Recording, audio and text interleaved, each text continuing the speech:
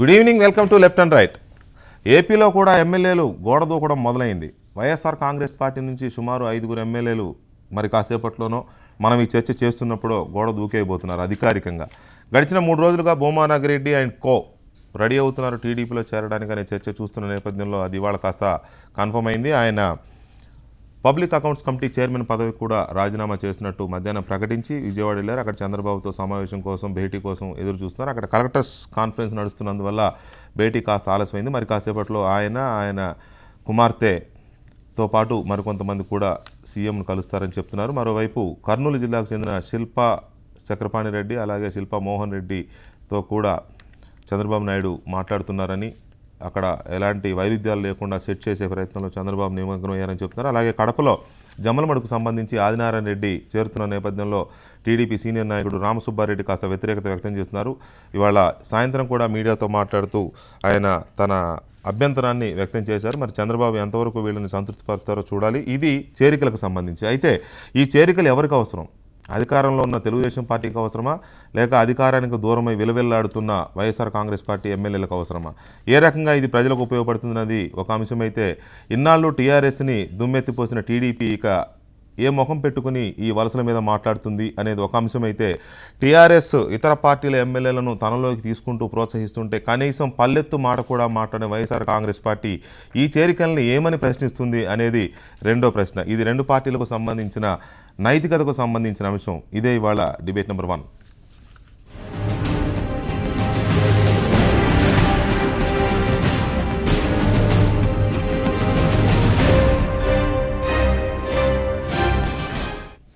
Right. ఈ డిబేట్లో Telugu Desam party Andhra Pradesh శాఖ అధికార ప్రతినిధి ముళ్లపూడి రేణుక గారు అండ్ రాజకీయ విశ్లేషకులు లక్ష్మణ్ గారు స్టూడియోలో ఉన్నారు. ఇక ద్రోణంరాజు శ్రీనివాస్ గారు వైజాగ్ నుంచి లైవ్లో ఉన్నారు. కాంగ్రెస్ పార్టీ సీనియర్ నాయకులు, మాజీ శాసనసభ్యులు.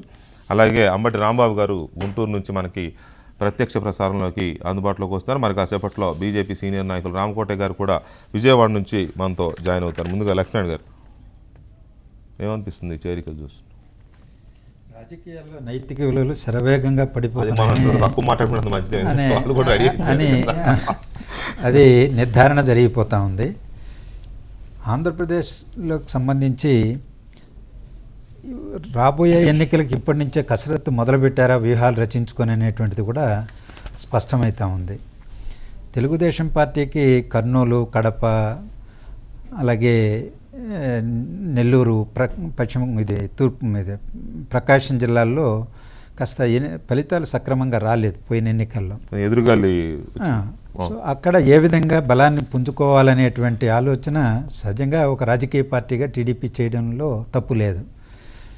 ఈ మధ్యకాలంలో ఇచ్చిన ఎన్నికల వాగ్దానాన్ని అమలు చేయలేకపోయారు అనేటువంటి పేరుతో కాపు రిజర్వేషన్ల కోసం జరిగినటువంటి పోరాటాన్ని అడ్డం పెట్టుకొని కాపుల్లోకి జొరబడాలనేటువంటి ప్రయత్నం వైఎస్ఆర్ కాంగ్రెస్ చేయడం, తద్వారా రాజకీయంగా లబ్ధి పొందకుండా వాళ్ళని ఏ విధంగా కట్టడి చేయాలనేటువంటి టీడీపీ అధికారంలో ఉన్నటువంటి పార్టీగా దానికి ఉన్న సరంజామంతా ఉపయోగించడం. ఈ పూర్వరంగంలో ఆయన నాకు 21 మంది శాసనసభ్యులు సంఖ్య రాగానే, నా టచ్లో ఉన్నారు, సంఖ్య రాగానే ప్రభుత్వాన్ని గంటలో కూలగొడతాననేటువంటి ఒక దుందుడుకు ప్రకటన చేయడంతో అధికార పార్టీ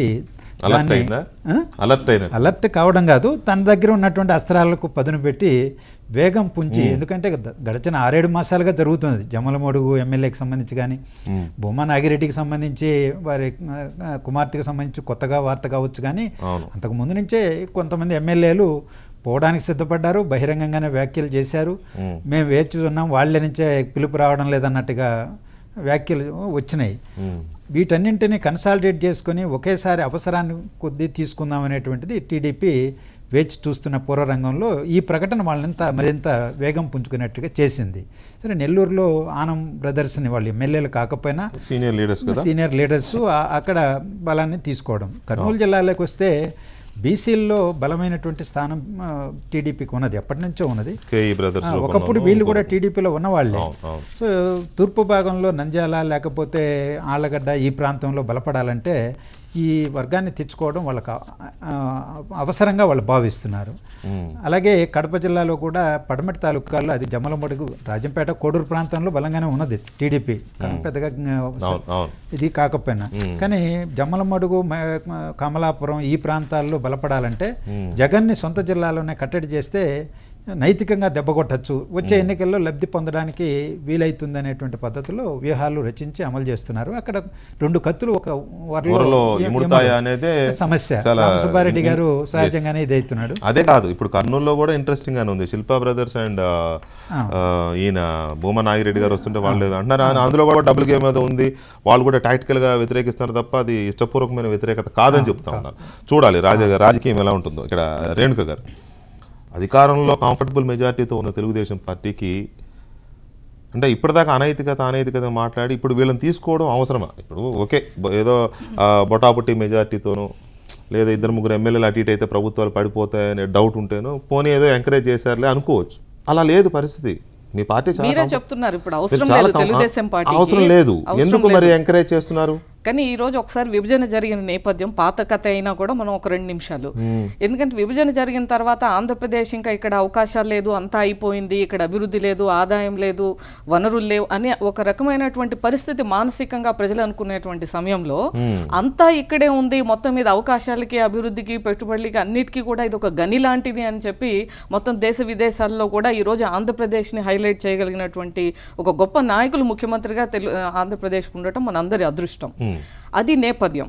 అయితే ఈరోజు రాజకీయంగా చూస్తే ఆంధ్రప్రదేశ్లో 2 పార్టీలే ఉన్నాయి. ఏదైతే విభజనకు కారణమైందో కాంగ్రెస్ పార్టీ పూర్తిగా పడిపోయింది, ఇక ఇతర పార్టీలు లేవు, ఒక వైఎస్ఆర్ పార్టీయే ఉంది.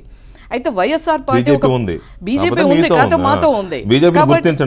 అయితే ఈ రోజు అక్కడ ఉన్నటువంటి వైఎస్ఆర్ పార్టీ ఒక నేపథ్యం గాని వాళ్ళని ఒక ప్రతిపక్ష పార్టీగా ప్రజలు వాళ్ళకి తీర్పు ఇచ్చారు. ప్రతిపక్ష పార్టీ ఒక నిర్మాణాత్మకమైనటువంటి ప్రతిపక్ష పార్టీగా ఉండి అభివృద్ధిలో భాగస్వామ్యం అవుతూ ఎక్కడైతే ప్రభుత్వం ఫెయిల్యూర్ అవుతుందో అక్కడ వాళ్ళు తప్పకుండా ప్రభుత్వాన్ని నిలదీస్తూ ప్రజల పక్షాన వాళ్ళు పోరాటం చేసినట్లయితే ప్రజలు కూడా వాళ్ళ పక్కన నిలిచేవారు. కానీ ఈ 20 నెలలుగా మనం చూస్తున్నాం తెలుగుదేశం పార్టీ ఏ విధంగా అభివృద్ధి, సంక్షేమం అంటూ ముందుకెళ్తుందో. ఈ ఒకవైపు ఈ రోజు వైఎస్ఆర్ పార్టీ చూస్తే అది ఎండిపోయే చెరువు పరిస్థితి. అక్కడ ఇక ఎండిపోయే చెరువులో చేపలు ఎలా అయితే అందులో ఉండలేక బయటికి రాలేక ఎలా అయితే గిల్గిల్లాడిపోతాయో అటువంటి పరిస్థితి. అంటే నేను డబ్బులు కాదు, రాజకీయాలంతా డబ్బు చుట్టూ తిరుగుతున్నాయి కదా, ఆ పార్టీలో డబ్బులు లేవనా? మాకు లేవు. ఈ రోజు ఆంధ్రప్రదేశ్ అంత క్లిష్ట పరిస్థితుల్లో ఉంది, ఆర్థికపరమైనటువంటి సంక్షోభంలో ఉంది. ఏ రకంగా ప్రతిరోజు కనీసం ఇవాళ ఉద్యోగులకి జీతాలు కూడా మనం టైంలో ఇచ్చుకోలేనటువంటి పరిస్థితి మనం చూస్తున్నాం. అక్కడ ఎన్నో ఛాలెంజెస్ ఉన్నాయి. ఈ రోజు కొత్త రాష్ట్రంలో అక్కడ నవ్యాంధ్రప్రదేశ్ అని చెప్పి ఒక మహాయజ్ఞం చేసేటువంటి ఒక కార్యక్రమం ముఖ్యమంత్రి గారు తలపెట్టారు. అందులో సర్పంచ్ స్థాయి నుంచి రాష్ట్ర స్థాయి వరకు అన్ని వర్గాల వారు, అన్ని ప్రాంతాల వారు కూడా, సీనియర్స్, ఈ పార్టీ ఆ పార్టీ అని లేకుండా అందరూ కూడా నేను సైతం అందులో ఒక మహాకృతులాగా వస్తామని చెప్పి అంతా వస్తూ ఉన్నారు. అయితే 2 సంవత్సరాలుగా అయితే తెలంగాణది ఇక్కడ టోటల్ గా ఇట్స్ డిఫరెంట్ స్టోరీ. మనం తెలంగాణ డైలాగ్ సేమ్ కాదు, నేపథ్యం వేరు. ఇప్పుడు సినిమా వేరు, తెలంగాణ అంటారు, అక్కడ మీరు నవ్యాంధ్ర అంటారు, ఇక్కడ అభివృద్ధి ఇక్కడ సర్ప్లస్ బడ్జెట్, అక్కడ డెఫిసిట్ బడ్జెట్. ఎట్లా మనం ఇదొక ప్రాంతీయవాదంతో వచ్చినటువంటి ఇమోషనల్ గా వచ్చినటువంటి రాష్ట్రం. ఇక్కడ వనరులు ఉన్నాయి, అభివృద్ధి సర్ప్లస్ ఉంది. అయితే మీరు అంటే ఇక్కడ వెళ్ళినటువంటి చూస్తే తెలుగుదేశం పార్టీ ఎందుకు వెళ్తున్నారు, నాయకులు ఎందుకు వెళ్తున్నారు, ప్రజలు అలాగే ఉండిపోయారు, కార్యకర్తలు అలాగే ఉండిపోయారు. మీరు గ్రామ స్థాయి, బూత్ స్థాయి నుంచి తెలుగుదేశం పార్టీకి ఎట్లా పార్టీ యొక్క ఆర్గనైజేషన్ ఎంత స్ట్రాంగ్ గా ఉంది, అదంతా తెలంగాణ నేపథ్యం. అయితే ఇవాళ మనం చర్చ చేస్తుంది ఆంధ్రప్రదేశ్ గురించి కాబట్టి ఆంధ్రప్రదేశ్ లో మాత్రం మాకు ఈ రోజు కొత్తగా మాకు 2/3 మంచి క్లియర్ మెజారిటీ ఉంది, మాకు కొత్తగా అవసరం లేదు. అయితే గత కొద్ది రోజులుగా, గత సంవత్సరన్నర కాలంగా అక్కడ జరుగుతున్నటువంటి పాలన, అభివృద్ధి కార్యక్రమాల పట్ల ఎంతో మంది టచ్ లో ఉన్నారు ముందు నుంచే. అయితే మేము దాని మీద పెద్దగా ఫోకస్ పెట్టలేదు. ముఖ్యమంత్రి గారు ఎంతసేపు పరిపాలన, అభివృద్ధి, సంక్షేమం, పెట్టుబడులు, ఈ పారిశ్రామికీకరణ వీటి మీదే ఉన్నారు, రాజధాని నిర్మాణం, పోలవరం నిర్మాణం ఇట్లాంటి. అయితే వైఎస్ఆర్ పార్టీ వాళ్ళు ప్రతిదీ కూడా ఇప్పటి వరకు వాళ్ళు చేసిన అన్ని చూసి అన్ని సెల్ఫ్ గోల్స్. ఎందుకు మొదలు పెట్టారు? వీళ్ళు గవర్నర్ దగ్గరికి వెళ్ళొచ్చి, అంతేకాదు గతంలో కూడా జగన్మోహన్ రెడ్డి ప్రతి మీటింగ్ లోనూ ఏమంటున్నారు, నేను సంవత్సరంలో అధికారంలోకి వస్తాను, మా ప్రభుత్వం ఎట్లా వస్తుంది అంటే 67 మంది ఎమ్మెల్యేలతో ఏ విధంగా ఆయన నేను ప్రభుత్వం ఫామ్ చేస్తాను అంటున్నారు అనేది ముందు చెప్పారు వైఎస్ఆర్ పార్టీ. రాంబాబు గారు నమస్కారం. నమస్కారం అండి. ఏంటి నల్ల చొక్క నిరసన? నిరసన చెబితే మాత్రం కుదురుతుందా? అంతేలే, ఆగేది ఎలాగో ఆగదు. సో ఇక్కడ ఈ భూమా నాగిరెడ్డి గారు వారి కుమార్తె మరి కొందరు పేర్లు ఇప్పుడే వస్తున్నాయి. జలీల్ ఖాన్ గారు కూడా అక్కడికి వెళ్తున్నారని 5-6 పేర్లు వస్తున్నాయి. అది కాసేపట్లో మనకు క్లారిటీ వస్తుంది. మొత్తానికి అది ఈ సాయంత్రం జరుగుతుంది. అది ఇక్కడ ఇది వైఎస్ఆర్ కాంగ్రెస్ పార్టీ ఫెయిల్యూర్గా చూడాలా, వీళ్ళని ఆపుకోలేకపోవడం, లేక తెలుగుదేశం పార్టీ అధికార పక్షం అట్రాక్షన్గా చూడాలా? ఒకటి దీనిలో ఎలా చూడాలనేది చాలా స్పష్టంగా మీకు తెలుసు, ప్రజలకు తెలుసు. ఇందాక రేణు గారు మాట్లాడుతూ ఎండిపోతున్న చెరువు అని అన్నారు. నిజంగానే అదేదో సామెత ఉంది, ఒక పద్యం కూడా ఉంది. బంధువులు డబ్బులు బాగా ఉన్నప్పుడు బంధువులు తెప్పలు తెప్పలుగా వస్తారు అని. అది ఇట్లనగా తెప్పలు తెప్పలుగా చెరువు నిండినప్పుడు కప్పలు 10,000 చేరు గదరా సుమతి అని అన్నారు. అధికారం బాగా ఉన్నప్పుడు, బెల్లం బాగా ఉన్నప్పుడు చీమలు చేరతాయి. బెల్లాన్ని ఆశ చూపుతూ ఉంటారు, బెల్లం తినడానికి చీమలు వస్తూ ఉంటాయి. సో ఇప్పుడు అభివృద్ధి అనే బెల్లం ఉంది అక్కడ. ఇప్పుడు వెళ్ళాలనుకునే వాళ్ళందరూ కప్పాలన్నమాట మీ దృష్టిలో? వెళ్ళాలనుకునే వాళ్ళు కప్పలు కాదు, సంపద ఉన్నప్పుడు బంధువులు బాగా వచ్చును అన్నట్టుగానే తెప్పలుగా చెరువు నిండినప్పుడు కప్పలు 10,000 చేరు, ఎండిపోయేటప్పుడు కప్పలు వెళ్ళిపోతాయి. అది ఎండిపోవటం అంటే ఇక్కడ అర్థం ఏమిటంటే అధికారం. ఇప్పుడు బెల్లం అంటే అభివృద్ధి బెల్లం అన్నారు. 22 మాసాల్లో అభివృద్ధి ఎంత బ్రహ్మాండంగా జరిగిందో ప్రజలు చూస్తున్నారు. అందుకే గుంటూరు జిల్లాలో 40 మంది సర్పంచులు వచ్చేసారు. అవునవును, సర్పంచులు వచ్చారు, ఇంకా ఎమ్మెల్యేలు వస్తారు, వాళ్ళకు మంత్రులు ఇస్తే మంత్రులు వస్తారు. ఇవన్నీ చూస్తూనే ఉన్నారు ప్రజలు. నేను అనేది ఏంటంటే తెలంగాణలో ఏం మాట్లాడారో ఆంధ్రాలో కూడా అది మాట్లాడండి. తెలుగుదేశం వారికి నేను నమస్కరించి చెప్పేది ఏంటంటే తెలంగాణలో చంద్రబాబు నాయుడు గారు ఏం మాట్లాడారు, కేసీఆర్ గారి దగ్గరికి తలసాని శ్రీనివాస్ వెళ్ళి సైకిల్ గుర్తు మీద గెలిచి మంత్రి పదవి అధిరోహించిన రోజున కేసీఆర్ గారు మీరు ఏమి ప్రజలకు చెప్పారు, ఇవాళ మీరు ఏమి ప్రజలకు చెబుతున్నారు, అది ఇది ఒకసారి చదువుకుంటే జ్ఞానోదయం తెలుగుదేశం పార్టీకి అవుతుంది. నేను అనేది ఏమిటంటే ఎవరైనా వెళ్ళొచ్చు, ఏ పార్టీ నుంచి ఏ పార్టీకైనా వెళ్ళొచ్చు. ఇవాళ భూమా నాగిరెడ్డి గారు మరి వెళుతున్నారో లేదో ఇంకా పూర్తిగా వివరాలు రాలేదు, కానీ ఆయన పిఎస్సి సభ్యత్వానికి చైర్మన్కి రాజీనామా చేశారు. నాకు చాలా బాగా నచ్చింది. ఎందుకంటే బహుశా ఆయన వెళ్ళడానికి నిర్ణయించుకుని పిఎస్సి అనేది అపోజిషన్ పార్టీకి వచ్చినటువంటి అవకాశాన్ని జగన్మోహన్ రెడ్డి గారు ఇచ్చారు కాబట్టి, అపోజిషన్ పార్టీ తరపున ఉండాలి కాబట్టి ఆయన దానివల్ల సంక్రమించినటువంటి పదవికి రాజీనామా చేశారు. I'm appreciating that. మరి ఎమ్మెల్యే పదవి రేపు కూడా అదే నేను చెప్పబోతుంది, అది వినాలి. నేను రేపు కూడా ఐఎమ్ ఎక్స్పెక్టింగ్ చంద్రబాబు నాయుడు గారి దగ్గరికి వెళితే, వెళ్ళకపోతే మంచిదే కాదన్నాను, వెళితే చంద్రబాబు నాయుడు గారి సలహా మేరకు చంద్రబాబు నాయుడు గారు నైతిక విలువలు ప్రదర్శించేటటువంటి ఒక గొప్ప నాయకుడుగా, భారతదేశంలో నీతి నియమాలు పాటించే ఒక గొప్ప నాయకుడుగా ఆయన దగ్గరికి వెళితే అప్పుడు సంక్రమించినటువంటిది తెలుగుదేశం పార్టీ కాకుండా వైఎస్ఆర్ కాంగ్రెస్ పార్టీ తరపున సంక్రమించినటువంటి ఎమ్మెల్యే పదవిని కూడా తృణప్రాయంగా వదిలి వెళ్లిన రోజున శభాష్ చంద్రబాబు నాయుడు, శభాష్ నాగిరెడ్డి గారు అని చెప్తాం. శభాష్ అంటాం మేము, కంగారు ఏం పట్టడం లేదు. ఒక్క నిమిషం రేణుకా గారు చేసిన స్టేట్మెంట్ మరి సీరియస్, ఎందుకంటే నిజమా మీరు అంటే చేరుతున్న వాళ్ళందరూ ఇప్పుడు మనం పదవులకు రిజైన్ చేసి రావాలని వార్తల్ని బేస్ చేసుకుని మనం చర్చ జరుగుతుంది. రాంబాబు గారు లేవనెత్తిన పాయింట్ వెరీ క్లియర్. మీరేమో అదే చేయబోతున్నాం అన్నారు. పార్టీలో తప్పకుండా చర్చ జరిగిన తర్వాత మేము దాని మీద ఈ రోజు మనం రేపేం జరగబోతుంది అన్న దాని మీద కాదు, ఈ రోజు ఉన్న పరిస్థితుల మీద ముందు మనం చర్చిద్దాం. నేను కాదని మీరే చెప్పండి, కానీ మధ్యలో ఆవిడ మేము అదే చేయబోతున్నాం చూడండి అన్నారు అని అంటే నేను కాదంటలేదు. I'm appreciating that. నిజంగా చంద్రబాబు నాయుడు గారు ఆ రకంగా ఇప్పుడు చేరుతున్నటువంటి శాసనసభ్యులందరినీ కూడా రాజీనామా చేయించి తన పార్టీలోకి తీసుకున్నప్పుడు అభినందించేటటువంటి మొట్టమొదటి వ్యక్తిలో నేను తప్పనిసరిగా ఉంటాను. అభినందించడం అంటే తప్పనిసరిగా అభినందిస్తాం, అంతేగాని పార్టీలు మారం మేము. కానీ ఒక పదవి నుంచి పొందినప్పుడు అయితే ఇంతకు ముందు చూసామండి, గీత చంద్రబాబు నాయుడు గారు అంటే తిరుగుతూ ఉంది, ఎస్పీవై రెడ్డి గారు తిరుగుతూ ఉన్నారు. వాళ్ళందరినీ ఏ విధంగా చేశారో మనం చూసాం. వాళ్ళందరికీ రాజీనామా చేయించి ఒకవేళ భూమా నాగిరెడ్డి గారు నిజంగానే వైఎస్ఆర్ కాంగ్రెస్ పార్టీ వీడి తెలుగుదేశంలోకి వెళితే ఆయన రాజీనామా చేయమంటే ఐఎమ్ అప్రిషియేటింగ్. ప్రజాస్వామ్య విలువలు కాపాడటానికి ముందుకొచ్చినటువంటి ఒక ముఖ్యమంత్రిగా, ఒక తెలుగుదేశం పార్టీ అధ్యక్షుడిగా రెస్పెక్టింగ్ హిమ్, అప్రిషియేటింగ్ హిమ్. అది చేస్తానని వాళ్ళ గీత గారు చెప్పినంత, రేణు గారు చెప్తే సంతోషమే, దాన్ని నిరూపించుకుంటే మంచిది, నిరూపించుకోకపోతే మళ్ళీ రేణు గారు సమాధానం చెప్పాల్సిన. కాదు రాంబాబు గారు, వెరీ సింపుల్, వాళ్ళు అదే చేస్తారు. డెఫినెట్ గా చంద్రబాబు నాయుడు గారైనా అధికార పార్టీ నాయకులు ఖచ్చితంగా అది చేసి చూపిస్తారు. కాకపోతే స్పీకర్ గారు కోర్టులోకి వెళ్తాయి. మళ్ళీ మనకు తెలిసిన అవకాశం ఉంది కదా, అవి అక్కడికి వెళ్తాయి. So don't expect much. ఎక్కువ expect రాజీనామా చేయకండి. చేయించుతారు స్పీకర్ రాంబాబు కోడెల గారు, మీరు శివప్రసాద్ గారికి గతంలో ఇస్తారు. గాల్లో మెడల్ వినండి. కట్టి చూపించారు ఆ ఎలక్షన్ ముందు. అది ఆ మెడలన్నీ నిజమే, అద్దాల మెడలో నిజంగా ఇంటీరియర్స్ అన్ని చూసి చాలా మంది నాయకులు వచ్చారు.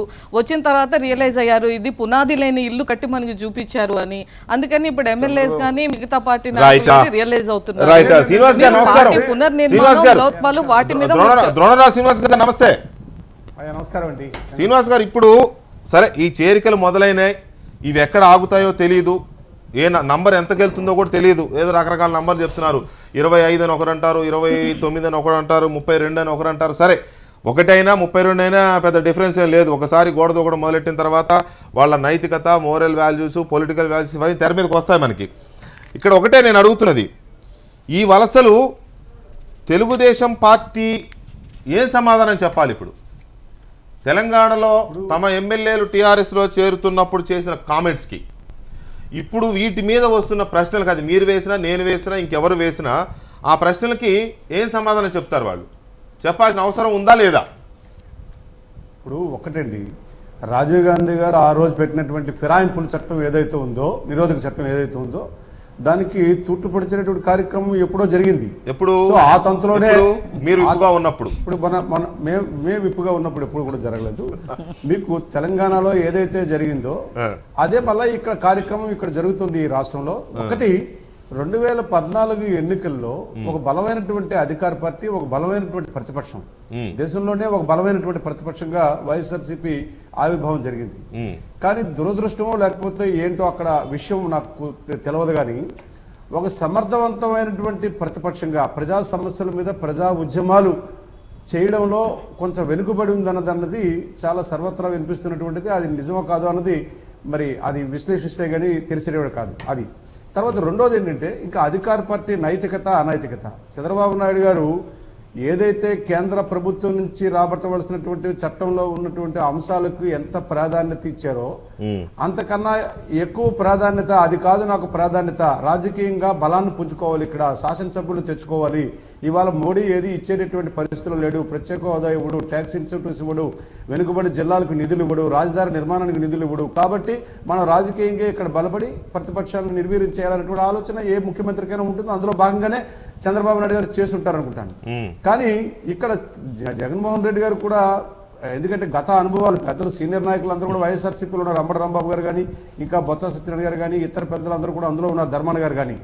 గత చరిత్ర పాఠాలు కూడా ఒకసారి తెలుసుకోవాల్సిన అవసరం ఉంది. ఎందుకంటే గవర్నర్ గారి దగ్గరికి వెళ్ళి ఆనాడు ఎన్టీ రామారావు గారు బయటకు వచ్చి ఏమన్నాడు, ఆయన శాసనసభను రద్దు చేయమని అన్నాడు. అరగంటలో ప్రభుత్వాన్ని పడేస్తాను, శాసనసభను రద్దు చేయమన్నాడు. ఉన్న ఎమ్మెల్యేలు కూడా, ఈయన దగ్గర ఉన్నటువంటి 20 మంది ఎమ్మెల్యేలు కూడా అక్కడికి వెళ్ళిపోయారు వైస్రాయ్ హోటల్కి. ఇవాళ మొన్న కూడా వైఎస్ఆర్సీపీ అధ్యక్షులు జగన్మోహన్ రెడ్డి గారు ఏం చేశారు, గవర్నర్ గారి దగ్గరికి వెళ్ళారు, వెళ్ళి బయటకు వచ్చారు. ఆయన ఈ ప్రభుత్వాన్ని అరగంటలో పడేస్తాను నేను, అది నాకు చేతిలో చిటికలో పని అన్నారు. అనగానే ఇప్పుడు అధికార పార్టీలో ఉన్న ఎమ్మెల్యేల మాట అట్లా ఉంచండి, మన దగ్గర ఉన్నటువంటి ఎమ్మెల్యేలు, అమ్మో నేను రేపు రద్దు చేస్తే నేను మళ్ళీ గెలుస్తానా గెలవనా, నాకు సీట్ వస్తుందా రాదా, నేను మళ్ళీ 10 కోట్లు 20 కోట్లు ఖర్చు పెట్టుకోగలుగుతానా పెట్టుకోలేనా. కాబట్టి ఇట్లాంటి ప్రకటనలు కూడా వాళ్ళలో ఒక అభద్రతా భావాన్ని తీసుకొచ్చి ఉంటాయి. ఇంకో రెండవది ఏంటంటే, చంద్రబాబు నాయుడు గారు ఈసారి పాలన ఎట్లా సాగిందంటే, జన్మభూమి కమిటీలు వేశారు, అలాగే అక్కడ ఓడిపోయినటువంటి వ్యక్తిని ఇన్ఛార్జ్గా వేశారు. వాళ్ళ పార్టీ కార్యక్రమాల మీద ఉంటే బాగుంది. ప్రభుత్వ కార్యక్రమాల్లో కలెక్టర్లకు ఆదేశాలు జారీ చేసి అధికార కార్యక్రమాల్లో భాగస్వాములు చేశారు. అక్కడ వైఎస్ఆర్సీపీ శాసనసభ్యుడు ఉత్సవ విగ్రహంలాగా ఉండిపోయాడు. ప్రజలు వెళ్ళటం లేదు, తహసీల్దార్ వెళ్ళటం లేదు, పిలిస్తే తహసీల్దార్ లేకపోతే అక్కడ ఉన్నటువంటి పోలీస్ స్టేషన్స్ కూడా స్పందించట్లేదు. ప్రతిపక్ష పార్టీ ఎమ్మెల్యేలు ఉన్న దగ్గర అధికార పార్టీ నాయకులు ఇన్ఛార్జీలు గానో లేకపోతే డిఫాక్టో ఎమ్మెల్యేలు గానో ఉన్నారనమాట. ఉన్నారు. అది తట్టుకోలేక వీళ్ళు సఫకేట్ అయ్యి పార్టీలు మారుతున్నారు అనేది మీ అజంప్షన్, మీ అనాలిసిస్. అది తర్వాత వీళ్ళు చూపిస్తున్నటువంటి తెలుగుదేశం పార్టీ వాళ్ళు చూపిస్తున్నటువంటి ఆశలు కానీ ఆకాంక్షలు కానీ, ఇగో మీకు ఈ పార్టీలోకి వస్తే మంత్రి ఇస్తామనో, లేదా ఈ పార్టీలోకి వస్తే మీ భవిష్యత్తు బాగుంటుంది అని, లేదా మీ నియోజకవర్గం అభివృద్ధికి నేను ఇన్ని కోట్ల రూపాయలు ఇస్తాను, లేదా మీ కార్యకర్తలు నేను బాగా చూసుకుంటాను అన్నటువంటివన్నీ కూడా అది నిత్యం జరిగేటటువంటి కార్యక్రమం. రైట్, ఒక్క నిమిషం శ్రీనివాస్ గారు, ఒక్క నిమిషం. రామకోటే గారు నమస్కారం. వెంకటకృష్ణ గారు, ఈ వలసల్ని చెప్పండి. ఈ వలసల్ని పార్టీలు మారడం ఎవరి ఇష్టం. రాంబాబు గారు ఇందాక చెప్పినట్టుగా ఏ నాయకుడికైనా పార్టీ మారే స్వేచ్ఛ ఉంటుంది, కాకపోతే ఎమ్మెల్యేకు ఉండదు స్వేచ్ఛ. నాయకుడు వేరు, ఎమ్మెల్యే వేరు. నాయకులు చాలామంది ఉంటారు కానీ ఎమ్మెల్యేలు కొంతమంది ఉంటారు. వాళ్ళు ప్రజలు ఎన్నుకుంటారు, చట్ట ప్రకారం రాజ్యాంగం ప్రకారం ఎన్నిక కాబడతారు. ఈ వలసల్లో వెళుతున్న ఈ పార్టీలు మారుతున్న ఎమ్మెల్యేలు కానీ తీసుకుంటున్న పార్టీలు కానీ మొత్తం వ్యవస్థను కానీ మనం ప్రోత్సహించవచ్చా? ప్రభుత్వంలో మీరు కూడా భాగస్వామిగా ఉన్నారు. భారతీయ జనతా పార్టీగా ఈ విధానాన్ని మేము ప్రోత్సహించట్లేదు. ఇది చాలా శోచనీయమైనటువంటి విధానం. కారణం ఏంటంటే ఎవరైనా సరే కొంతమంది ఎమ్మెల్యేలు ఒక పార్టీ మీద గెలిచి ఆ పార్టీ యొక్క సింబల్ మీద గెలిచి ఆ పార్టీకి తూట్లు పొడిచి వాడు వెళ్ళి చేరటం అనేది చాలా బాధాకరమైనటువంటి విషయం. ఈ విధానాన్ని మనం కనుక సమర్థించడం మంచిది కాదు. ఇవాళ సఫిషియెంట్గా గవర్నమెంట్కి ఉన్నా కూడా మొన్న జగన్మోహన్ రెడ్డి గారు మాట్లాడిన మాటల మీద ఏమన్నా ఒక విధంగా స్పందించి వాళ్ళు ఏమన్నా ఇలాంటి కార్యక్రమం చేశారేమో కానీ ఇది చాలా ఇబ్బందికరమైనటువంటి విషయం. ఈ కార్యక్రమాన్ని కనుక ఇలా చంద్రబాబు నాయుడు గారు కనుక చేస్తే వాళ్ళ ఎమ్మెల్యేలు వీళ్ళ ఎమ్మెల్యేలు వాళ్ళు తీసుకోవటం ఈ విధంగా చేయటం వల్ల ఇది మనకి నైతికంగా మాట్లాడటానికి మనకి ఎటువంటి హక్కు ఉండదు. కాబట్టి ఏంటంటే దీన్ని భారతీయ జనతా పార్టీ సమర్థించట్లేదు. ఒకటి నెంబర్ 1. రెండో విషయం ఏంటంటే అక్కడ ఉన్నటువంటి వాళ్ళు ఇందాక అంబటి రాంబాబు గారు చాలా క్లియర్ గా మాట్లాడారు, క్లియర్ గా చెప్పారు. ఆయన ఏమన్నారంటే అక్కడ కనుక ఆయన కనుక రాజీనామా చేసుకుంటే సంతోషిస్తాం. నిజంగా కూడా అది కూడా చాలా అది మనం వేచి చూడాల్సినటువంటి తెలుగుదేశం పార్టీ కూడా దీన్ని సమర్థించకుండా ఉంటే కూడా బాగుంటుంది. ఎందుకంటే ఇక్కడ కేసీఆర్ కానీ ఇక్కడ చంద్రబాబు నాయుడు గారు కానీ మొన్న చేసినటువంటి విధానానికి మనం మానసికంగా చాలా బాధపడ్డాం. అక్కడ తెలంగాణలో చేసిన విధానానికి మానసికంగా బాధపడ్డ వ్యక్తులు ఇవాళ అదే మన ఈ రాష్ట్రంలో జరగడం ఇబ్బందికరంగా ఉంది. కాబట్టి దీన్ని ఎట్టి పరిస్థితుల్లో వాళ్ళు కనుక వాళ్ళ యొక్క ఎమ్మెల్యే పదవులకి రాజీనామా చేస్తే హుందాగా ఉంటుందని తెలియజేస్తారు. శ్రీనివాస్ గారు ఏంటి ఇప్పుడు ఒకటండి, మొన్న చంద్రబాబు నాయుడు గారు ఢిల్లీ వెళ్ళారు.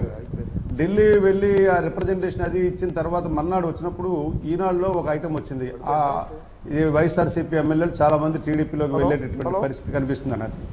దాని తర్వాత ఆ మరునాడే ఆంధ్రభూమి పేపర్ 5వ పేజీ 4వ పేజీ 7వ పేజీ చూడండి. ఆంధ్రభూమి పేపర్లో ఒకటి వచ్చింది. ఏంటంటే ముఖ్యమంత్రి గారు ఢిల్లీలో ఉన్నప్పుడు ఢిల్లీ నుంచి రాగానే ఇంటెలిజెన్స్ వర్గాలు, అది ఇమాజినేషన్ అవ్వచ్చు లేదా అది వాస్తవం అవ్వచ్చు, అది వేరే, అందులో వచ్చినటువంటి వార్తే నేను చెప్తున్నాను. నేను కావలిస్తే మీకు ఫ్యాక్ట్స్ చేస్తాను. ఇది ఇంటెలిజెన్స్ నిఘా వర్గాలు చంద్రబాబు నాయుడు గారికి భారతీయ జనతా పార్టీలోకి 20 మంది ఎమ్మెల్యేలు వలసలు వెళ్తారనేటువంటి వార్త ధృవీకరించినటువంటి సంగతి ఆయనకు చెప్పడం, వెంటనే ఆయన ఇమ్మీడియట్గా లేదు అని ఇతర పార్టీలోకి తెచ్చుకోవడానికి కావాల్సినటువంటి కసరత్తు గట్టిగా మొదలైంది అన్నటువంటిది పేపర్లో వచ్చేది. కావలిస్తే నేను ఇప్పుడే మీకు ఆ తేదీ ఆ మన్నాడిది ఇది అది ఇమాజినేషన్ అయి ఉండొచ్చు, పేపర్లో వచ్చింది. అది వైఎస్ఆర్సీపీ ఎమ్మెల్యేలు భారతీయ జనతా పార్టీలోకి వలసలు వెళ్తున్నారు అన్నటువంటిది వార్త ధృవీకరించారు. వెంటనే చంద్రబాబు నాయుడు గారు ఆకర్ష్ పథక కార్యక్రమాన్ని చేపట్టారన్నటువంటిది ఆ రోజు అక్కడ రాసినటువంటి. కాబట్టి ఇవాళ రామకోటయ్య గారు మాట్లాడుతున్నారు అనైతికతే, ఏదైనా అనైతికతే, కానీ ఈ రాష్ట్రానికి ఏం చేయగలుగుతున్నారు అన్నటువంటిది ఇవాళ కేంద్ర ప్రభుత్వం కూడా ఆలోచన చేయాలి. రాంబాబు గారు ఇందులో ఏమైనా కొంచెం లాజిక్ ఉందా? అవగాహన ఉందో మీరు పేపర్ చూస్తున్నారో లేదో, మీకు విధానం అవగాహన ఉందో లేదో, మీరు ఇంతకాలం నుంచి కాంగ్రెస్ లో ఉన్నారు, మీ కుటుంబం అంతా కాంగ్రెస్ పాలన ఉండి మీకు అసలు భారతీయ జనతా పార్టీ చేస్తున్నటువంటి అభివృద్ధి కార్యక్రమాలు మీకు అందుబాటులో వస్తున్నాయి. జిల్లాలకు ఎంత ఇచ్చారు? జనతా పార్టీ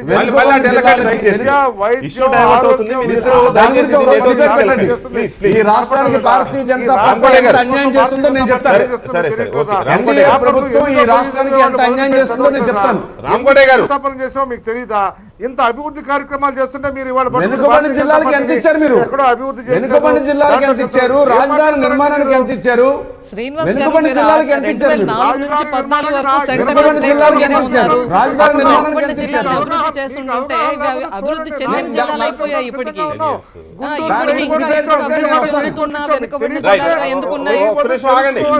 రామకోటే గారు మీరు ఒక్క నిమిషం ఆగండి దయచేసి ఆగండి ప్లీజ్. రాష్ట్రానికి ఏమి ఇవ్వలేదు, రామకోటే గారు మంచిది కాదు. రామకోటే గారు నా వాయిస్ వినపడుతుందా మీకు?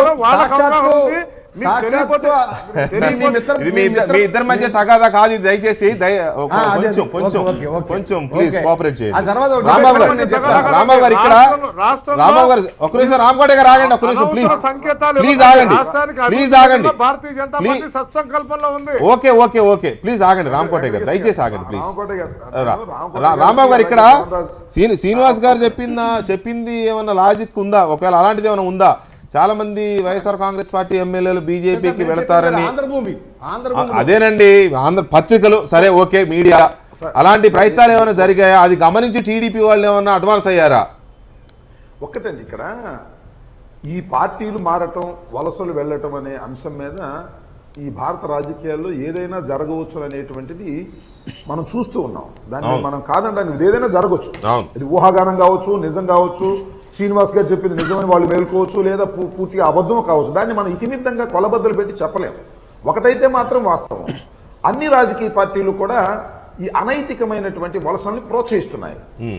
ముఖ్యంగా టీఆర్ఎస్ ప్రోత్సహిస్తుంది, చంద్రబాబు నాయుడు గారు ప్రోత్సహిస్తున్నాడు. నేను ఇక్కడ గర్వంగా చెబుతున్నది ఏంటంటే వైఎస్ఆర్ కాంగ్రెస్ పార్టీ మాత్రం ప్రోత్సహించడం లేదు. మీరు ఒకటి గుర్తు చేస్తున్నా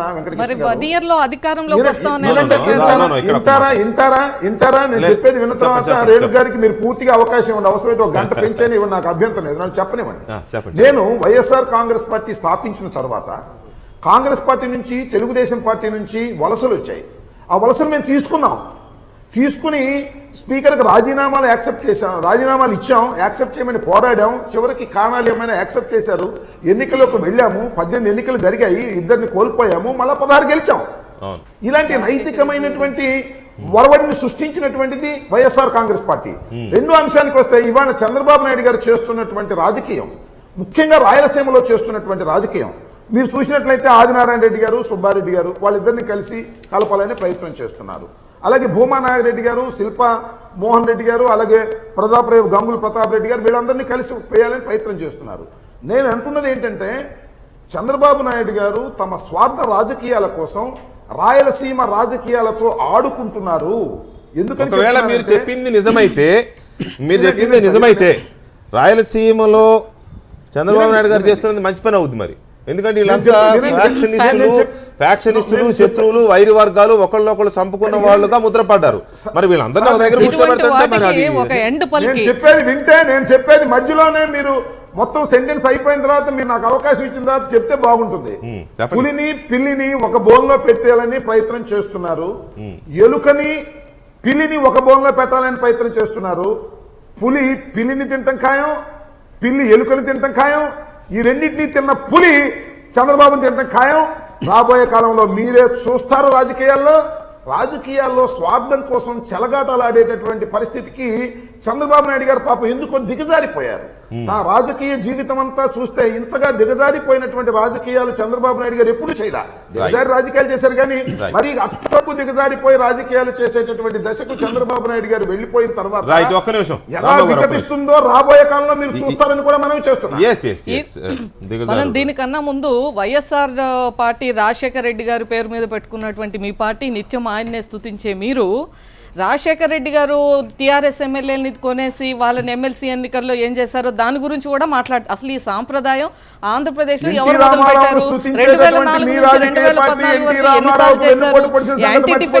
ఎప్పుడైతే స్పీకర్ పరిధిలోకి వచ్చిన తర్వాత స్పీకర్ అడ్డం పెట్టుకుని మీరు ఇచ్చినటువంటి రాజీనామాల్ని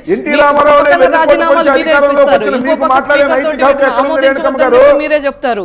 వీటన్నిటిని మొదలు పెట్టింది ఎవరు? రాజశేఖర రెడ్డి గారి దగ్గర నుండి వచ్చింది ఈ సాంప్రదాయం. రెండు, ఈరోజు ఇక ఫ్యాక్షన్ అనేటువంటి పదాన్ని మన ఆంధ్రప్రదేశ్ చరిత్రలో తీసేయాలి అనేటువంటిది చంద్రబాబు నాయుడు గారి యొక్క సంకల్పం. ఇప్పటి వరకు ఏదైతే కొన్ని దశాబ్దాలుగా కొన్ని కుటుంబాలు ఈ యొక్క ఫ్యాక్షన్ రాజకీయంలో కానీ ఫ్యాక్షన్ పేరుతోటి ఎంతోమంది కుటుంబ సభ్యుల్ని పోగొట్టుకున్నటువంటి కుటుంబాలు ఉన్నటువంటి రాయలసీమలో ఇక దానికి మనం ముగింపు పలికి రాబోయే కాలంలో in the larger interest of the state and development ఒక రాబోయే తరాలకి ఆయా కుటుంబాల్లో రాబోయే తరాలని కూడా మనం కలపాలనేటువంటి ఒక సదుద్దేశంతో ఈరోజు మీరు ఏదైతే చెప్తున్నారో కొన్ని జిల్లాల్లో ఉన్నటువంటి వైరి పక్షాలను కూడా కలిపేటువంటి ప్రయత్నంలో భాగంగా చంద్రబాబు నాయుడు గారు ఒక ఇనిషియేటివ్ తీసుకున్నారు. దీని మూలంగా ఇప్పుడు వారు చెప్పిన ఏదైతే కడప కర్నూలులో ఉందో రాయలసీమ గురించి ఇప్పుడు రాయలసీమ గురించి చెప్తున్నాను నేను. ఇప్పుడు రాయలసీమలో ఇక భవిష్యత్తులో ఫ్యాక్షన్ కి సంబంధించి ఎటువంటి హత్య రాజకీయాలు కానీ ఫ్యాక్షన్ రాజకీయాలు కానీ లేకుండా అక్కడ కూడా ఒక డెవలప్మెంట్ అంటే యంగర్ జనరేషన్ కి ఎంప్లాయ్మెంట్ డెవలప్మెంట్ ఇవన్నీ రావాలంటే ఒక ఇనిషియేటివ్. అయితే విజయనగరం జిల్లాకి ఏం ఫ్యాక్షన్ ఉంది? అదే అది అదే విజయనగరం జిల్లా విజయనగరం జిల్లాలో వెనుకబడిన జిల్లా. సెంటర్లో జలీల్ ఖాన్ దగ్గర ఏముంది? అందుకే శ్రీనివాస్ గారు విజయనగరంలో మీరు ఏముంది? 10 సంవత్సరాలు శ్రీకాకుళంలో పరిపాలించారు ఏముంది? మీరు అటు కేంద్రంలో రాష్ట్రంలో ప్రకాశం ఉన్నారు జిల్లాలో ముగ్గురు మీరు ఎమ్మెల్యేల పేర్లు వినపడుతున్నాయి. మీరు అక్కడ ఏమీ ఏమి ఫ్యాక్షన్ చేయలేకపోయారు ఉంది? కాబట్టి ఇవాళ అక్కడ ప్రజలు యా. మీరు ఏదో ఒక్క చేస్తారని నిమిషం, చెప్పి మీ- మిమ్మల్ని మీ- నమ్మారు. వెంకటకృష్ణ గారు చెప్పండి రామారావు. చిత్తూరులో మున్సిపల్ చైర్మన్ ని తెలుగుదేశం పార్టీకి చెందిన మున్సిపల్ చైర్మన్ ని తెలుగుదేశం పార్టీకి చెందినటువంటి వ్యక్తులే అతి దారుణంగా కుటుంబ సభ్యులే. అది వాళ్ళకు ఉన్నటువంటి దాని మీద అదే మీరు ఫ్యాక్షన్ అణిచివేసేది. అది ఎంకరేజ్మెంట్, అది వాళ్ళకు ఉన్నటువంటి వ్యక్తిగత వాటి మీద అది ఏదైతే జరిగిందో దాని మీద కూడా ఇవేమో రాజకీయమైనవా? ఏదైనా ఈ రోజు రైట్, ఓకే. మీరు ఒక్క నిమిషం, రాయలసీమ రాంబాబు. గురించి రాంబాబు, ఒక్క వెనుకబడిన నిమిషం. జిల్లాల గురించి చెప్తున్నారు. వెనుకబడిన జిల్లాలు ఇంకా వెనుకబడిన జిల్లాలుగా ఎందుకు ఉన్నాయి? గత 10 సంవత్సరాలుగా మీరు కేంద్రంలో రాష్ట్రంలో ఉన్నారు. ఆ రోజు వెనుకబడిన జిల్లాలు ఉత్తరాంధ్ర గానీ రాయలసీమ 10 గానీ డెవలప్ చేసి సంవత్సరాలుగా మరి మీరేం పరిశ్రమలు చేస్తున్నారు? ఏదైతే మీ ఓబ్లాపురం లేపాక్షి 10 ఇవన్నీ సంవత్సరాలు పెట్టుకున్నారు కదా. కదా, కొన్ని లక్షల ఎకరాల భూములు రాయించుకున్నారు. నిజంగానే అక్కడ అలాగే మీరు పరిశ్రమలు 10 వచ్చి సంవత్సరాలు ఎంప్లాయ్మెంట్ ఉన్నారు వచ్చి కదా. అభివృద్ధి జరుగుంటే ఇవాళ ఆ రాయలసీమ కూడా ఎంతో అభివృద్ధి చెందిన జిల్లాల తెలుగుదేశం జాబితాలో కూడా 10 ఉండేది. రైట్, అలాగే ఒక్క నిమిషం ఉత్తరాంధ్రలో అండి. కూడా ఉండేది. రేణుక గారు ఒక్క నిమిషం, రాంబాబు గారు ఒక్క నిమిషం, తెలుగుదేశం ఒక్క నిమిషం, కూడా 10 రాంబాబు సంవత్సరాలు అధికారంలో ఉంది కదా. రాంబాబు గారు ఒక్క ఏం చేశారు నిమిషం, తెలుగుదేశం? ఒక్క నిమిషం రాంబాబు గారు, లక్ష్మణ్ గారు ఇక్కడ సరే ఈ మనం ఏందనుకున్నా వీళ్ళు ఎన్ని తిట్టుకున్నా ఎవరి రాజకీయం వాళ్ళు చేస్తూనే ఉంటారు. ఆ పార్టీ నుంచి ఈ పార్టీలోకి లాగడం, సరే ప్రతిపక్షంలో ఉన్నారు కాబట్టి వాళ్ళు ఏం చేయలేని పరిస్థితి, నిస్సహాయత. వీళ్ళు అధికారంలో ఉన్నారు కాబట్టి లాగేసుకునే ఒక బలం వాళ్ళ బలహీనత. తర్వాత ఏమవుతుంది ఏంటనేది ఇట్స్ డిఫరెంట్ మ్యాటర్. పులి పిల్లి ఎలుక ఆయన చెప్పిన సామెతలు ఏమవుతాయి చూద్దాం. ఇక్కడ తలసాని శ్రీనివాస్ యాదవ్ గారు మంత్రి అయ్యారు హైదరాబాద్లో. అది కదా పెద్ద చర్చ. పార్టీ మారడం అంటే ఒక ఎత్తు, కానీ మంత్రి అయ్యి గవర్నర్ దగ్గర రాజ్యాంగం మీద ప్రమాణ స్వీకారం ఎలా చేస్తారు, అసెంబ్లీలో ఎలా కూర్చుంటారు అనేది పెద్ద చర్చ. రేపేళ్ళ భూమా నాగిరెడ్డి గారు అదే పని అక్కడ. ఆయన అఫ్కోర్స్ మంత్రి అన్న ఉప ముఖ్యమంత్రి అన్న ఒకటే, ఉప ముఖ్యమంత్రి రాజ్యాంగ పదవి కాదు, కానీ ఆయన ఏదో డిమాండ్ పెడుతున్నారని విన్నాను నా నోటీస్లో. ఉప ముఖ్యమంత్రి కావాలనేది వారి డిమాండ్గా ఉంది, వారి కూతురికి మంత్రి పదవి సంథింగ్. సో అలాంటివి జరిగితే ఖచ్చితంగా జరుగుతుంది, జరిగితే అది జరుగుతుంది. ఈ 5గురు తీసుకెళ్ళినప్పుడు మరి ఒకటి గిఫ్ట్ ఇవ్వాలి కదా. అప్పుడు ఏంటి, ఎవరిని ప్రశ్నించాలి మనం, వాళ్ళు ఏం సమాధానం చెప్పాలి?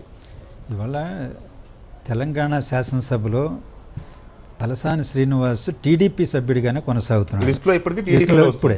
అలాగే మిగిలినటువంటి శాసనసభ్యులు కూడా టీడీపీ నుంచి పోయిన వాళ్ళు కానీ, కాంగ్రెస్ కానీ, వైఎస్ఆర్సీపీ వాళ్ళు కానీ వాళ్ళ పార్టీ పేర్లతోనే ఉన్నారు. దాన్ని ఒక సంకీర్ణ ప్రభుత్వంగా భావించాలి కానీ ఏకపార్టీ పాలనగా భావించకూడదనే విమర్శలు, సద్విమర్శలు వచ్చాయి. కేసీఆర్ గారు ఒక విశాలమైన దృక్పథంతో అన్ని పార్టీలతో ఒక ప్రభుత్వాన్ని ఏర్పాటు చేశారు అనేది కూడా చెప్పేవాళ్ళు ఉన్నారు. వాస్తవం. ఇప్పుడు చంద్రబాబు నాయుడు గారు కూడా దాన్ని అన్వయించుకుంటారు. ఇక తలసాని శ్రీనివాస్ టీడీపీ, మిగిలిన వాళ్ళు టీఆర్ఎస్. సంకీర్ణ ప్రభుత్వం అవుతుంది కానీ ఏకపార్టీ పాలనగా కాదు కదా, ఉండదు కదా. అవును. సో అలాంటి దౌర్భాగ్య పరిస్థితికే ఆంధ్రప్రదేశ్ వస్తుందా లేదా అనేది వేచి చూద్దాం. నైతిక రేణుకా గారు చెప్పినట్టు నైతిక విలువలకు కట్టుబడి వాళ్ళందరూ రాజీనామా చేసి ఎన్నికలకి వెళ్ళి ఎన్నికల్లో మళ్ళీ తిరిగి వచ్చి వాళ్ళు మంత్రులుగా ఉండొచ్చు, కావచ్చు, ముఖ్యమంత్రి కావచ్చు, లేకపోతే ఉప ముఖ్యమంత్రి కావచ్చు. దానికి ఏం ప్రజలు అభ్యంతరం పెట్టరు.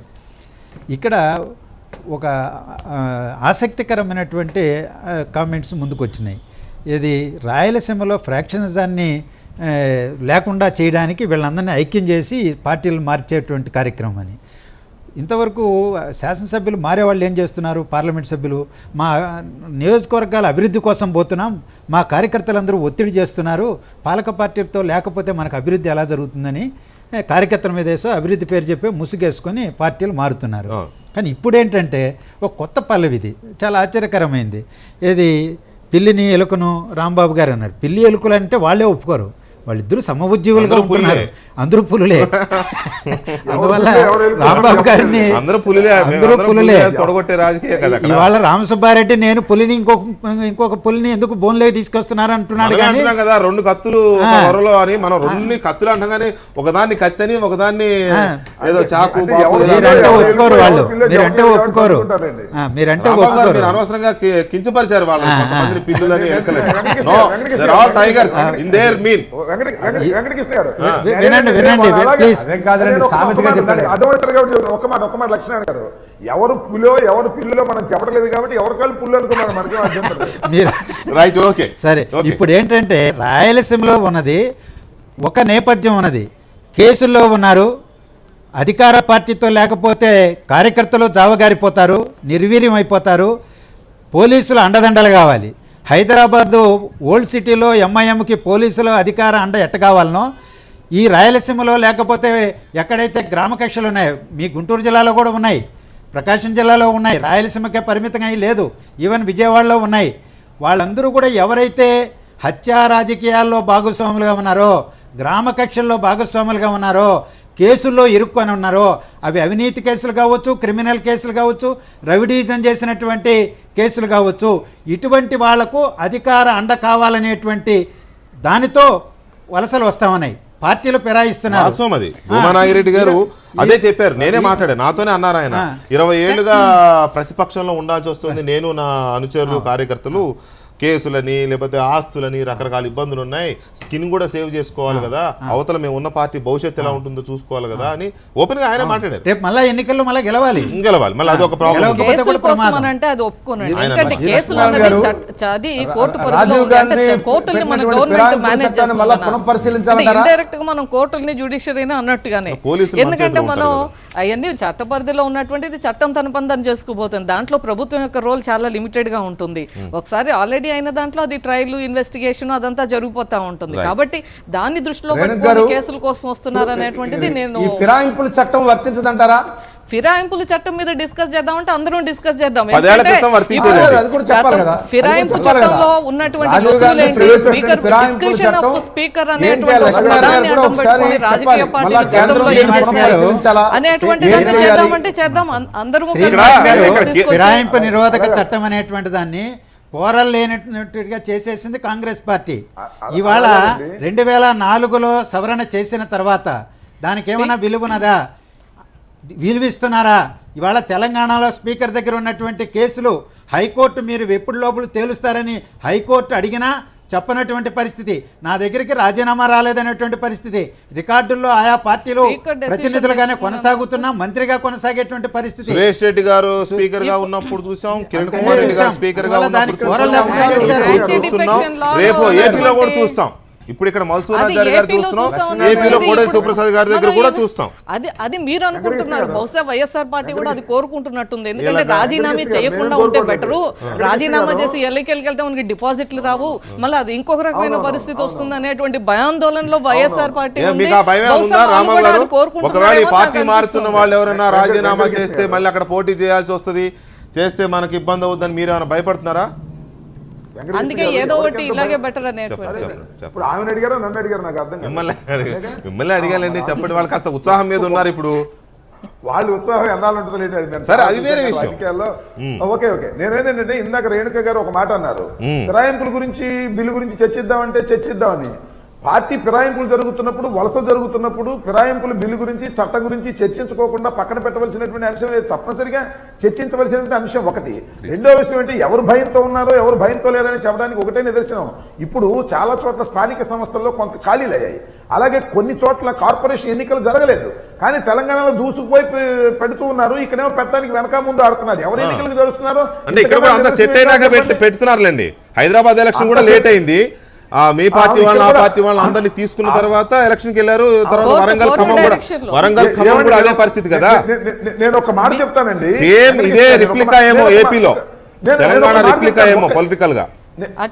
నేను వెంకటకృష్ణ గారు, నేను ఒక మాట చెప్పేది ఏంటంటే, ఈ 22 మాసాల్లో ఏ ఒక్క ఎలక్షన్ అయినా కూడా మీరు ఫేస్ చేశారా? ఫేస్ చేయకుండా వాళ్ళు భయపడుతున్నారు, వీళ్ళు భయపడుతున్నారు అంటే ఏమి లాభం? అక్కడ ఫేస్ చేశారు. రామకోటే గారు, ఇక్కడ ఇంక్లూడింగ్ బీజేపీతో సహా ఈ సందర్భం వచ్చినప్పుడు అందరూ నీతులు చెప్తా ఉంటారు. ఈ పార్టీలు మారడాలు, గోడలు దూకడాలు, ఇది అనైతికం, పాపం, అబ్బో, ఎన్నో నీతులు చెప్తూ ఉంటారు. ఇవాళ తలసాని శ్రీనివాస్ యాదవ్ గారు రాగానే ఒక భూమా నాగిరెడ్డి గారో లేకపోతే ఇంకొక ఆయన ఎవరో ఒకళ్ళు సంథింగ్ ఎవరో ఈ చేరికల్లో వాళ్ళు ఒకళ్ళో ఇద్దరో మంత్రులుగా ఖచ్చితంగా క్యాబినెట్లో కూర్చుంటారు. ఎవరి పక్కన కూర్చుంటారు? మీ పక్కన కూర్చుంటారు. మీ వాళ్ళు ఒక ఇద్దరు మంత్రులు ఉన్నారు కాబట్టి. సో ఈ కూర్చున్నప్పుడు మీకు ఏమనిపిస్తుంది? ఇది ఎంకరేజింగ్గా ఉంటుందా? రాజకీయాలు మీరు ఇప్పుడు అన్నారు, చంద్రబాబు నాయుడు గారు ఇలా చేయడం మేము స్వాగతించట్లేదు, మాకు నచ్చట్లేదు, మేము వ్యతిరేకం దీనికని. అప్పుడు ఏం చేస్తారు? నోనో మేము ఇందులో మీరు అన్నాడు, మేము అన్న వెళ్ళిపోండి, బయటకు వచ్చేస్తారా? You cannot. ఆ మంత్రులు రాజీనామా చేస్తారు. ఒక విషయం ఏ మంత్రులు?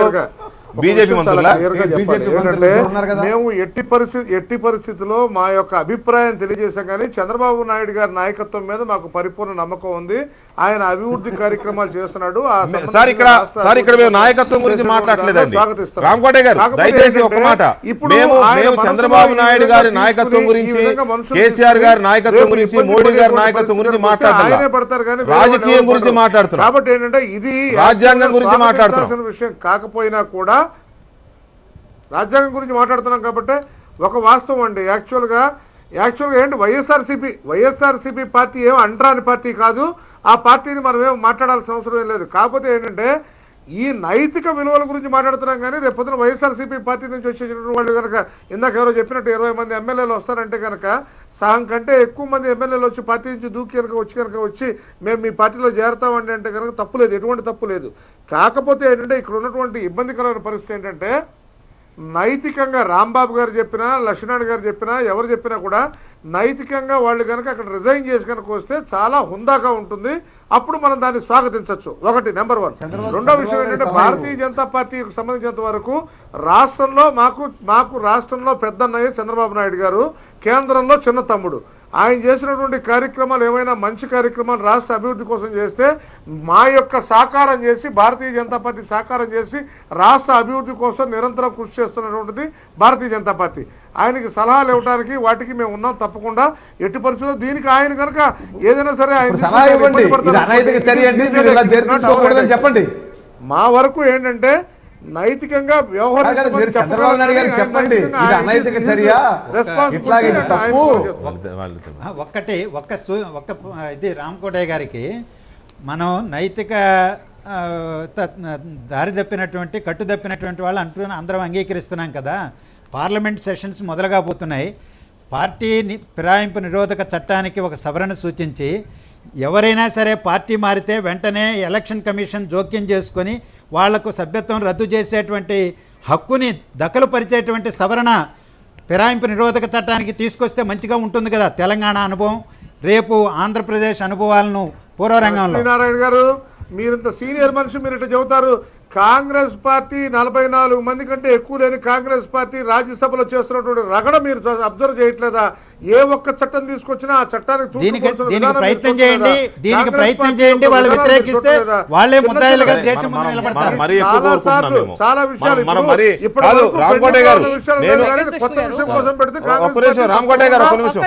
ఈ సెషన్ కూడా పాడు చేస్తుంది. ఈ సెషన్ కూడా పాడు చేసుకోవడం భారతీయ జనతా పార్టీకి ఇష్టం లేదు. అభివృద్ధి కోసం ముందుకెళ్తున్నటువంటి భారతీయ జనతా పార్టీకి రాబోయే రోజుల్లో ఇలాంటి కార్యక్రమం చేయడం ఇష్టం లేదు. ఇప్పుడు జిఎస్టీ బిల్లు చాలా ఉన్నాయి. వీటన్నిటి మీద ఏ విధంగా మనం ఎగ్గొట్టాలనే ఆలోచన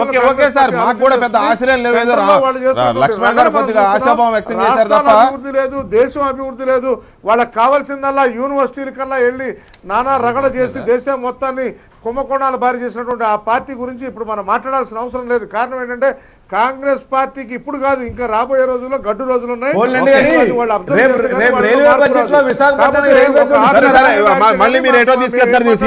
ఏం చేస్తామో శ్రీనివాస్ గారు వదిలేద్దాం కాసేపు రైల్వే జోన్ తర్వాత రేపటి నుంచి బడ్జెట్ రామకోటే గారు నా రిక్వెస్ట్ మీకు కొద్దిగా మా మాట ఆలకించండి సార్. కొంచెం ఆగమన్నప్పుడు ఆగండి సార్. దూకుడు మీద ఉన్నారు, కొంచెం ఆగమన్నప్పుడు ఆగండి రామకోటే గారు ప్లీజ్. వినిపిస్తుందా నా మాట? వినిపిస్తుందా? రైట్ ఇప్పుడు వినపడింది. Thank you.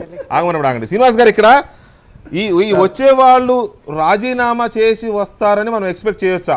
కనీసం ఒక మాట ఇప్పటి వరకు తెలంగాణలో కానీ లేకపోతే పలు సందర్భాల్లో రాజీనామా చేసి వెళ్ళాలి అనే మాటలు మాట్లాడారు. కాబట్టి తెలుగుదేశం కానీ కాంగ్రెస్ కానీ ఈ వెళ్ళే వాళ్ళు రాజీనామా చేసి వెళతారు వస్తారు అని మనం ఎక్స్పెక్ట్ చేయొచ్చా? కనీసం ఆశపడొచ్చా? స్పీకర్ గారు ఆబ్సెంట్ చేస్తారు చేయరు తర్వాత విషయం. ఇప్పుడు ఒకటండి, మనల్ని అమాయకులు చేయడం, ప్రజలను అమాయకులు చేసేటటువంటి కార్యక్రమం కానీ ఎవరు రాజీనామా చేయరు. అందరూ శాసనసభలో కూర్చుంటారు, మంత్రి పదవులు తీసుకుంటారు, అధికారాన్ని అనుభవిస్తారు.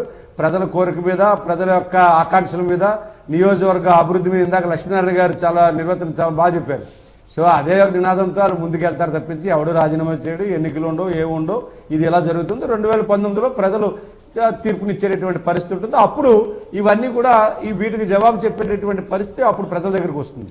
అంతే తప్పించి ఎవరు రాజీనామా చేయరు. రాంబాబు గారు ఇక్కడ ఎమ్మెల్యేలు ఎవరు నా వ్యక్తిగతమైనటువంటి ఏమి మొదలవ్వకముందే ఎంత మొదలైపోయింది. బీజేపీ మంత్రుల పక్కన కూర్చుంటారు, ఇదంతా చాలా ఊహాజనితమైనటువంటిదండి. ఇవాళ చర్చ మనం బియాండ్కి వెళ్ళిపోయాము. రేపు అది అందరూ కోరుకుంటున్నారేమో అని అనిపిస్తుంది. ఇవాళ కాంగ్రెస్ కానీ వైఎస్ఆర్ పార్టీ కానీ ఇట్లా జరిగితే దాన్ని అడ్డం పట్టుకొని ఒక సంవత్సరం పాటు మనం మనకి ఏదో ఒక ఇష్యూ పెట్టుకొని ముందుకు వెళ్ళొచ్చు అనేటువంటిది కోరుకుంటున్నారు అనేటువంటి చాలా స్పష్టంగా కనపడుతుంది. కాదు, మీరు అనైతిక చర్యలకు పాల్పడుతుంటే చేతులు కొట్టి కూర్చుంటామా కదా, అది ఇంకో వారం తర్వాత జరిగినటువంటి పరిణామాల తర్వాత పెట్టుకుంటే బాగుంటది. చాలా యాంటిసిపేటరీగా డిస్కషన్ మనం పెడుతున్నామేమో అనిపిస్తుంది. ఒక ఎగ్జాంపుల్ చెప్తాను. దయాకర్ రావు గారును రాజేందర్ నగర్ ఎమ్మెల్యే ప్రకాష్ గౌడ్ గారు వీళ్ళిద్దరూ చేరిన రోజు ఏమైందంటే 4:30కి ప్రకాష్ గౌడ్ గారు ప్రెస్ మీట్ పెట్టారు. ప్రాణం పైన టీడీపీలోనే ఉంటానని 4:30కే, 6:30కి కేసీఆర్ గారి దగ్గర కనిపించారు. సో మేము నా చర్చ జరుగుతున్నప్పుడే భూమా నాగిరెడ్డి గారు బ్రేకింగ్ రావచ్చు. వస్తే అప్పుడు చర్చిద్దాం. ఇప్పుడు తెలంగాణలో జరిగిందని ఆంధ్రాలో జరగకల్లా మీరు జరగాలని అనుకుంది రాంబాబు గారు ఇక్కడ ఎమ్మెల్యేలు తెలంగాణలో కూడా పార్టీకి రాజీనామా చేశారు, వెళ్ళారు కానీ ఎమ్మెల్యే పదవులకు రాజీనామా చేయలే. ఒకటో పాయింట్. రెండోది, తెలంగాణలో స్పీకర్ గారు వాటిని ఇంకా యాక్సెప్ట్ చేయలేదు, ఏదో విచారణ అంటున్నారు, ఏదో నడుస్తూ ఉంది. ఏపీలో స్పీకర్ గారు రోల్ ఎలా ఉండొచ్చు, ఎలా ఉంటుందని మీరు ఊహిస్తున్నారు, ఎలా ఉండాలని కోరుకుంటున్నారు? ఖచ్చితంగా ఏపీలో స్పీకర్ గారి రోలు ఖచ్చితంగా తెలంగాణలో స్పీకర్ గారి రోలు కన్నా చాలా గొప్పగా ఉంటుంది. అంటే ఈ చంద్రబాబు నాయుడు గారు కేసీఆర్ చెప్పండి అక్కడ స్పీకర్ గారు యాక్సెప్ట్ చేయరు, ఇక్కడ చంద్రబాబు నాయుడు గారు చెప్పండి కోళ్ళ శివప్రసాద్ గారు యాక్సెప్ట్ చేయరు. గతంలో మీరు సురేష్ రెడ్డి గారితో, కిరణ్ కుమార్ రెడ్డి గారితో, గతంలో మా తాతలు నేతలు దాగారు, ఏమైంది ఇప్పుడు చూద్దాంలేండి.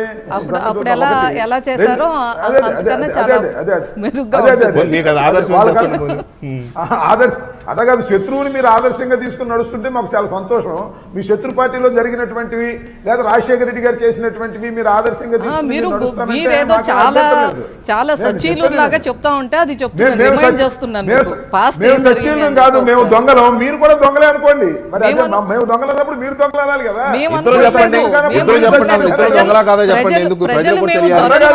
మమ్మల్ని దొంగలు అన్నప్పుడు మేము నీతిమంతులు కాదు అనుకున్నప్పుడు మీరు నీతిమంతులు కాదని చెప్పండి. మమ్మల్ని పాలకులు వీళ్ళైతే రాజ్యం చక్కగా వెళ్తారు, ఇక్కడ ఎటువంటి అవినీతికి తావు ఉండదు, అభివృద్ధి ఇక్కడ. మీరు నన్ను అడిగారా ఆమెను అడిగారా?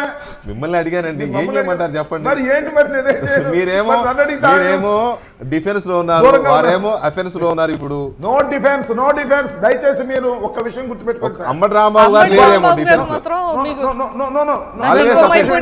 అంబటి రాంబాబు ఆల్వేస్ అఫెన్స్ కదా, చెప్పండి.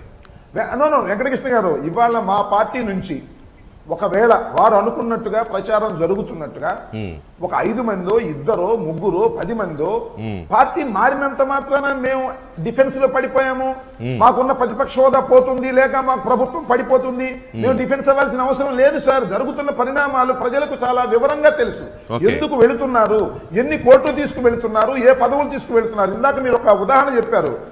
మన టిఆర్ఎస్ కి మీటింగ్ పెట్టి నేను నా ప్రాణం పోయినా కూడా నేను టిఆర్ఎస్ లో చేరను అని 4:30 కట్ చేస్తే 6:30కి అక్కడ ఉన్నారు. మీకు ఒక ఉదాహరణ చెప్తా.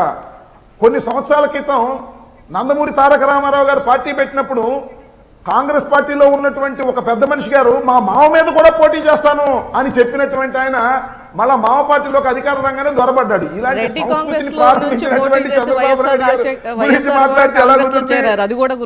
అది మొత్తం పార్టీనే విలీనమైంది.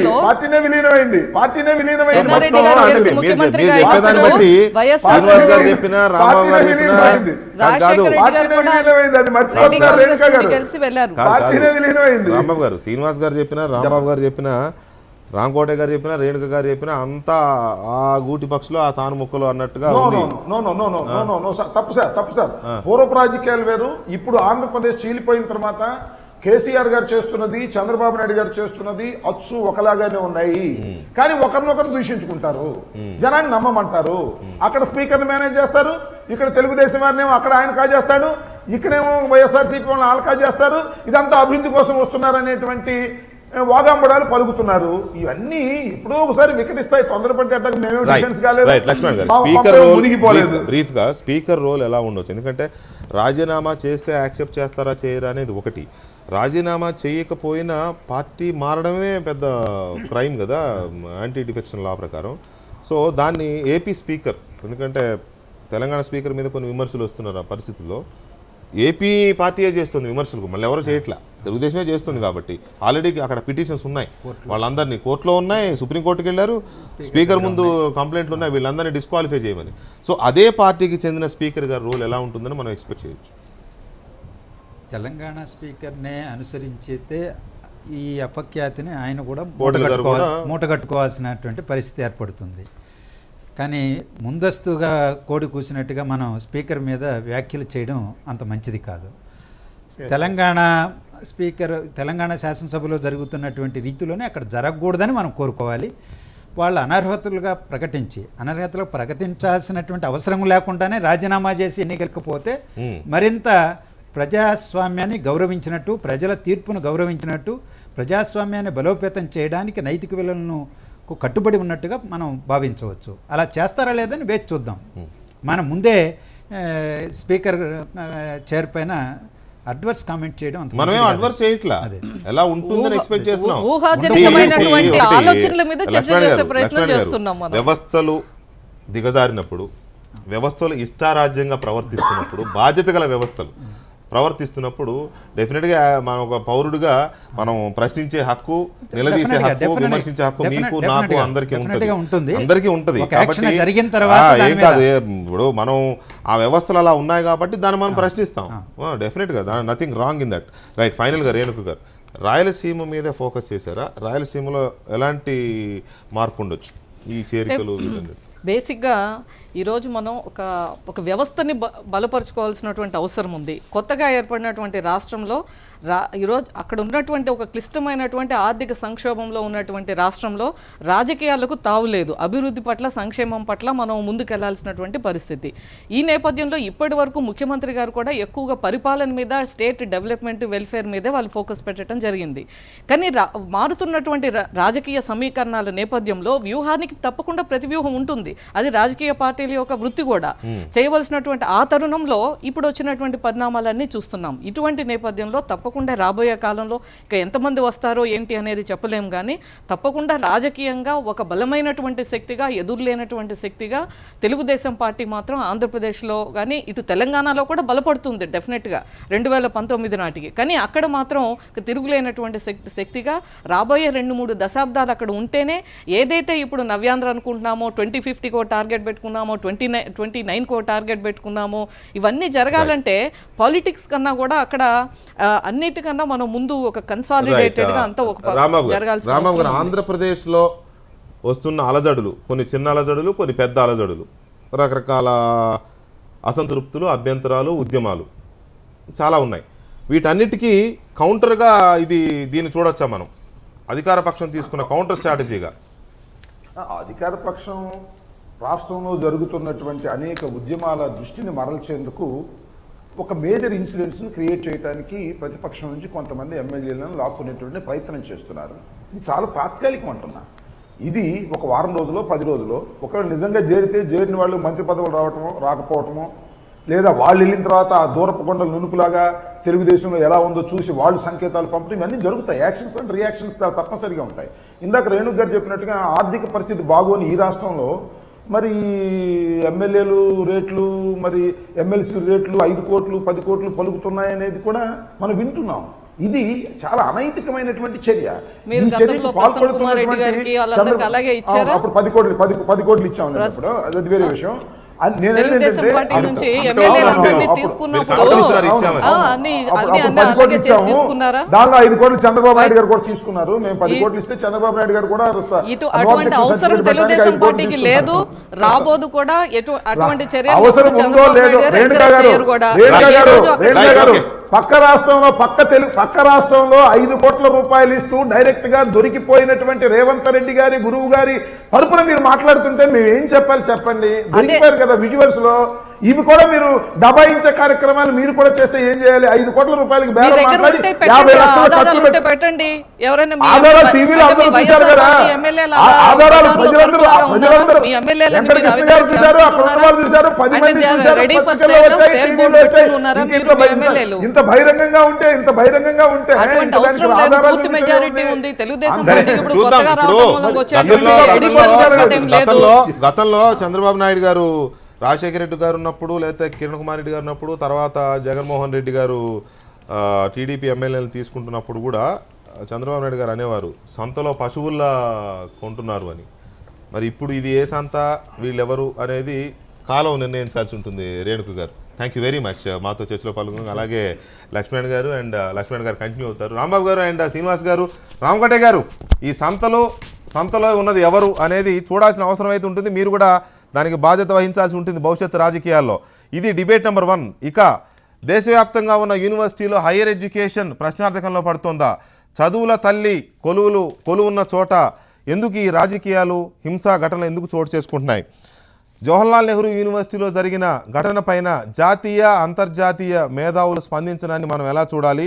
అమెరికాలో కూడా కొన్ని యూనివర్సిటీల్లో విద్యార్థి సంఘాలు స్పందిస్తున్నాయి అంటే అక్కడ కూడా రాజకీయం ఉందా? దాని వెనక ఏమన్నా కొత్త కోణం ఏమన్నా ఉందా అనేది చాలా కీలకంగా పరిణమించిన ఈ తరుణంలో డిబేట్ నెంబర్ 2లో చిన్న బ్రేక్ తర్వాత చూద్దాం.